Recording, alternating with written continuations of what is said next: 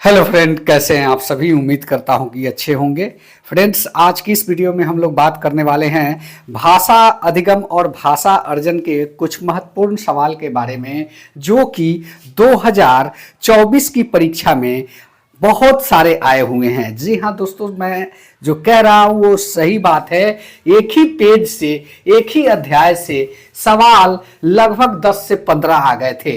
परीक्षा में अभ्यर्थियों को बहुत ज़्यादा मुश्किलों की सामना करनी पड़ी तब, जबकि भाषा अधिगम पाठ की तैयारी उनके तरफ से नहीं हो पाई थी।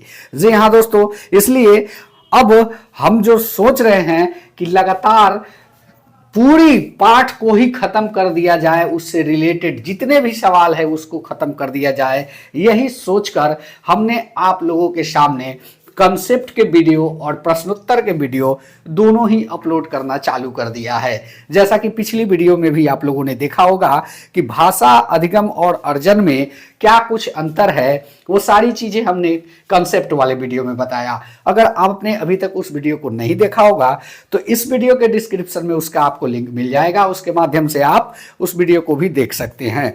जी हाँ दोस्तों, आज की इस वीडियो में हम लोग जो चर्चा करने वाले हैं वो ये है कि जो इंपॉर्टेंट प्रश्न आए हुए थे, जिस पर अनुमान है कि 2025 की परीक्षा में आ सकता है। जी हाँ, आप सही सुन पा रहे हैं, 2025-26 जो फरवरी में होनी है, उस परीक्षा में निश्चित रूप से आने का अंदेशा है। इसलिए हमने सोचा कि इस वीडियो को इस प्रश्नों के माध्यम से हल करके वीडियो एक अपलोड कर दिया जाए। तो चलिए बिना देर किए इस वीडियो की शुरुआत करते हैं। अगर यह वीडियो अच्छा लगे तो एक लाइक का बटन अवश्य दबाएं और लास्ट तक देखने के बाद आप वीडियो को और चैनल को सब्सक्राइब जरूर कर ले, ताकि आने वाली वीडियो का नोटिफिकेशन सबसे पहले आपको मिल सके। जी हाँ दोस्तों, तो चलिए शुरुआत करते हैं। यहाँ पे आपको आपके स्क्रीन पे दिखेगा पहला नंबर का प्रश्न, जिसमें बताया गया है कि किसी टॉपिक पर मानस मंथन करने के बाद भी एक बालिका अपने से अनुच्छेद नहीं लिख पा रही है। हालांकि यह वयस्क या सहपाठी के मदद से, मार्गदर्शन से लिख लेती है। इस प्रकार के मार्गदर्शन को आप क्या कहेंगे? इस प्रश्न में थोड़ा सा लॉजिक लगाने की आवश्यकता है। कोई जो है सहपाठी है, कोई बालिका है जो कुछ अनुच्छेद, कुछ पैराग्राफ लिखने की प्रयास कर रही है, लेकिन उससे नहीं हो पा रहा है। इसके लिए कोई उसके वयस्क साथी या सहपाठी यानी कि क्लासमेट के मार्गदर्शन में वो पूरा कर लेती है। इस मार्गदर्शन को क्या कहेंगे? क्या वो स्कैफोल्डिंग है, सहपाठी शिक्षण है, सहपाठी परामर्श है, या टीम शिक्षण है? जी हाँ दोस्तों, यह वाइगोत्स्की के हिसाब से इस सवाल को पूछा गया है। जैसे सामाजिक अंतःक्रिया का सिद्धांत आप लोगों ने पढ़ा होगा, तो उसमें बताया गया है स्कैफोल्डिंग या पार पाना या ZPD। तो उसको हम लोग यही कहते हैं कि मदद की प्रक्रिया के माध्यम से इसने इस प्रश्न को हल किया है। जी हाँ दोस्तों, इसलिए प्रश्न संख्या 1 का पहला ही ऑप्शन हो जाएगा। यहां बात करेंगे दूसरे प्रश्न की, जो कि आपके स्क्रीन पे है। यह अधिगम का एक प्रकार है जिसमें बच्चे को उच्च स्तरीय मानसिक प्रक्रियाओं जैसे बुद्धि या तर्क करना आदि का प्रयोग करना होता है। यहां पे आप देखेंगे कि हमने अभी जो भी सवाल आपके समक्ष रखा है वो सारे के सारे 2024 के जुलाई में हुए सीटेट की परीक्षा के प्रश्न है। तो यहां पे हम जो बात करने वाले हैं कि क्या वो मौखिक अधिगम, क्या अवधारणा अधिगम, क्या गत्यात्मक कौशल अधिगम, या संरचना अधिगम। जी हाँ दोस्तों, इसमें पूछा आपसे यही गया है कि उच्च स्तरीय मानसिक प्रक्रियाओं जैसे बुद्धि या तर्क का प्रयोग करना क्या होता है। सीखने के एक प्रकार में जब हाई लेवल की मेंटली के साथ, तर्क के साथ, बुद्धि के साथ आप चीजों को जब सीखते हैं तो उसको कौन से प्रयोग के अंतर्गत रखा जाता है। इसी बात को प्रश्न संख्या 2 आपसे पूछ रहा है। क्या मौखिक अधिगम है, क्या अवधारणा अधिगम है, क्या गत्यात्मक कौशल है, या फिर संरचनात्मक अधिगम है? जी हाँ, इसको हम लोग सीधे कहेंगे कि तमाम अवधारणाओं को सीखने का प्रयास किया जा रहा है, इसलिए यह अवधारणा अधिगम यानी कि 2 का B सही हो जाएगा। नेक्स्ट प्रश्न आपके स्क्रीन पे, यहां पे देखेंगे कि एक अध्यापक होने के नाते आप एक बच्चे की कुल भाषा प्रयोग के लिए प्रशंसा करते हैं। यदि भी उनमें कुछ शब्द या वर्तनी गलत लिखी है, आप कक्षा में किस उपागम का प्रयोग करेंगे?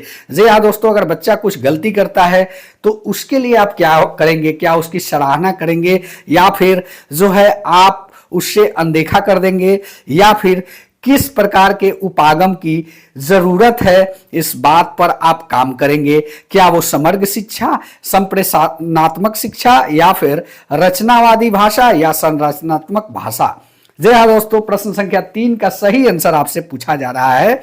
तो उसको जो है भाषा प्रयोग के लिए प्रशंसा तो आप करेंगे ही, लेकिन अगर कुछ गलती होती भी है तो आप उसमें समग्र भाषा के उपागम का प्रयोग करेंगे। जी हाँ दोस्तों, इसलिए 3 का ए ऑप्शन सही हो जाएगा। चलिए नेक्स्ट प्रश्न की बात करते हैं। यहां पे आपको दिखेगा प्रश्न संख्या 4। किसी पाठ्य सामग्री से विशिष्ट सूचना निकालने के उद्देश्य से गहनता पूर्वक या गहराई से पाठ्य सामग्री को पढ़ने का कौशल डैश बोध होता है। क्या बोध होता है? कौन से कौशल का बोध होता है? पाठ्य सामग्री से विशिष्ट सूचना निकालने के उद्देश्य से गहनता पूर्वक या गहराई से उत्पाद सामग्री को पढ़ने का कौशल किसका बोध कराता है? क्या वो वैश्विक, स्थानीय, निष्कर्षणात्मक, या मूल्यांकन परक? तो देखिए, किसी भी चीज के जब निचोड़ को आप निकालते हैं तो फाइनली आप कहां पहुंच जाते हैं ये आपको तो पता ही है, क्योंकि जो भी अगर निचोड़ पाठ सामग्री से गहनता पूर्वक किसी चीज को निकालते हैं, यानी कि आप जो है उसके स्थानीय मान या स्थानीय कौशल के बोध पर उसके नतीजे तक पहुंचते हैं। तो प्रश्न संख्या 4 का बी ऑप्शन सही हो जाएगा। चलिए नेक्स्ट प्रश्न की बात करें तो यहां पे आपको 5 नंबर का सवाल देखेंगे कि जब हम यह कहते हैं कि भाषा यादृच्छिक है तो इसका तात्पर्य क्या है। देखिए, यादृच्छिक एक ऐसा शब्द है, इसका मतलब यही होता है कि जो बच्चा यानी कि 0 से 2 साल 3 साल तक की अवस्था में जो भाषा बोलता है, ना उसे कोई व्याकरण की जानकारी होती है, ना ही उसको इस भाषा बोध के बारे में जानकारी होती है कि वो कहने क्या जा रहा है, लेकिन वो इतना जरूर अनुभव करता है कि इस बात को हम इस प्रकार से कह सकते हैं, या फिर जैसे तैसे अपने मुंह से किसी भाषा को निकालता है, उसी को हम यादृच्छिक भाषा कहते हैं। इसमें ना किसी प्रकार का कोई संबंध निहित होता है। तो कहीं ना कहीं इसका ऑप्शन के माध्यम से देखेंगे कि आखिर इसका तात्पर्य क्या बता रहा है। भाषा के शब्दों में उनके अर्थों के बीच अंतर्निहित संबंध नहीं होते हैं। शब्द और उनके अर्थों के बीच संबंध किसी ठोस कारण पर आधारित है, ना कि बस यूं ही। यह भी गलत है। भाषा के शब्दों में उनके अर्थों के बीच किसी प्रकार का अंतर्निहित संबंध नहीं है। इसके संबंध होते ही नहीं है। क्या कह रहा है, उसका कोई अंतर्निहित या मतलब या माने कुछ नहीं होता, उसे ही हम यादृच्छिक कहते हैं। तो सही आंसर इसका सी हो जाएगा, यानी कि 5 का सी ऑप्शन सही होगा। दोस्तों, यह वीडियो अच्छा लगता हो तो चैनल को जरूर से जरूर सब्सक्राइब कर ले, क्योंकि अभी आप लोगों ने देखा कि एक भाषा के शब्द जो आपको मिले, ये 2024 की परीक्षा के लिए नए शब्द थे। तो ऐसे ही शब्दों का हम एक कलेक्शन भी बना रहे हैं, जिससे कि उस शब्द के माध्यम से जो प्रश्न आपसे पूछे जा रहे हैं सीटेट में, उस पर सवाल आधारित प्रश्न आपको कराया जाए, ताकि आप जो कठिन शब्दों में फंसते हैं सीटेट में, वो कहीं नहीं फंसे। तो जी हाँ दोस्तों, वीडियो को जरूर लाइक और सब्सक्राइब करते चलिएगा। चलिए नेक्स्ट प्रश्न की बात करें। यहां पे आपको दिखेगा कि बच्चे भाषा प्रभावशाली तरीके से कब सीखते हैं? जब उन्हें भाषा निपुण अध्यापक मिले, उन्हें अच्छी पाठ्य पुस्तक मिले, उन्हें रोका ना जाए, उन्हें प्रोत्साहन मिले। जी हाँ, इसका सही आंसर आपको बताना है।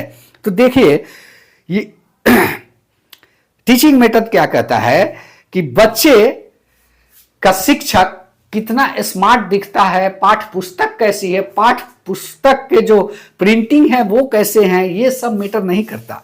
शिक्षक बालक में ज्ञान का विकास कहां तक कर पाता है, ये मैटर करता है। तो तो कहीं ना कहीं उसके लिए अध्यापक ये कोई जरूरी नहीं है, पाठ पुस्तक जरूरी नहीं है, उन्हें रोका ना जाए, उन्हें रोका जाए, रोका तो बिल्कुल नहीं जाएगा। प्रभावी जो प्रतिभाशाली छात्र होते हैं या फिर प्रभावशाली तरीके से कुछ चीजें सिखाई जाती है, इसमें तो कहीं रोकने की बात ही नहीं है। और प्रोत्साहन के माध्यम से बच्चा सीखता है बहुत सारी चीजों को। जी हाँ, 6 का डी ऑप्शन सही होगा। ये भी जुलाई 2024 के ही प्रश्न हैं। चलिए नेक्स्ट प्रश्न की बात करते हैं। यहां पे आप देखेंगे कि प्रश्न संख्या कह रहा है कि एक अध्यापिका अपनी कक्षा में समूह चर्चा और सहपाठियों में अंतः क्रियाओं को महत्व देती है। वह विद्यार्थियों की सही वर्तनी या उच्चारण में गलतियों पर अधिक ध्यान नहीं देती। वह कक्षा के किस उपागम का प्रयोग कर रही है? देखिए, ये भी सवाल आपके 2024 का है। क्या वो पारंपरिक, उदारवादी, संरचनात्मक या रचनावादी कौन से उपागम का प्रयोग कर रही है? तो देखिए, पारंपरिक मेथड तो होगा नहीं, उदारवादी दृष्टिकोण कह नहीं सकते, और संरचनावादी सिद्धांत होता ही नहीं है। किस लिए? क्योंकि अंतःक्रिया को ज्यादा से ज्यादा महत्व देती है। तो कहीं ना कहीं एक रचनात्मक उपागम का प्रयोग करते हुए, रचनावादी उपागम का प्रयोग करके अध्यापिका जो है समूह चर्चा और सहपाठियों में अंतःक्रिया को महत्व देती है, और गलतियों पर बहुत अधिक ध्यान इसलिए नहीं देती क्योंकि रचनावादी उपागम का वो प्रयोग कर रही है। चलिए नेक्स्ट प्रश्न की बात करते हैं। यहां पे प्रश्न संख्या 8 जो दिख रहा है वो है, जब भाषा स्वाभाविक रूप से सीखी जाती है बिना किसी व्यवस्थित अभ्यास के, तब इसे क्या कहा जाता है? क्या विद्वता होता है, क्या अर्जन होता है, क्या स्वीकृति होता है, क्या अधिगम होता है? अधिगम में क्या होता है कि व्यवस्थाओं के माध्यम से भाषा जो है सीखी जाती है, यानी कि व्याकरण के नियम, लैब वगैरह वगैरह की जो है चीजें होती हैं उसको जोड़कर जो है भाषा सीखी जाती है। किसमें? अधिगम में। अर्जन में बिना किसी व्यवस्थित तरीके से भाषा सीखी जाती है। कह सकते हैं कि मातृभाषा एक अर्जन प्रक्रिया है, और द्वितीय भाषा सीखने के लिए आपको व्याकरण, लैब की जरूरत पड़ेगी, यानी कि द्वितीय भाषा के लिए अधिगम की प्रक्रिया आवश्यक है। जी हाँ दोस्तों, अर्जन की प्रक्रिया में बिना किसी व्यवस्था के बालक जो है भाषा सीखता है। जैसे मातृभाषा, वो बच्चा माँ की भाषा तभी सीखता है, उस समय उसको कोई व्याकरणिक ज्ञान भी नहीं होता, लेकिन माँ द्वारा प्रयोग किए भाषा का अनुकरण करके वो लगातार सीखते चला जाता है। चलिए नेक्स्ट प्रश्न के बारे में आते हैं कि प्रश्न संख्या 9 जो कह रहा है कि भारत में भाषाओं के बारे में कौन सा कथन सही नहीं है? भारत के संविधान के अनुसार अंग्रेजी सह राजकीय भाषा है, बिल्कुल सही बात है। भारत के संविधान की 8वीं अनुसूची में 22 भाषाएं हैं, बिल्कुल सही बात है। और हिंदी भारतीय उपमहाद्वीप की लोक भाषा यानी कि लिंगुआ फ्रैंका है, बिल्कुल सही बात है। संस्कृत आधुनिक जो है भारतीय भाषा है, बिल्कुल गलत बात है, क्योंकि संस्कृत प्राचीन भारतीय भाषा है। जी हाँ दोस्तों, तो प्रश्न का सही आंसर सी हो जाएगा। चलिए नेक्स्ट प्रश्न के बारे में बात कर लेते हैं। यहाँ पे जो है प्रश्न संख्या 10, अधिगम का कौन सा मत इस बात का विश्वास रखता है कि मौखिक या अमौखिक भाषा आदत निर्माण की प्रक्रिया है? क्या उपयोगितावादी या व्यवहारवादी या संज्ञानात्मक वादी या अंतःक्रियात्मक वादी? जी हाँ दोस्तों, अधिगम में कौन सा मत इस बात का विश्वास रखता है कि मौखिक या अमौखिक भाषा आदत निर्माण की प्रक्रिया है?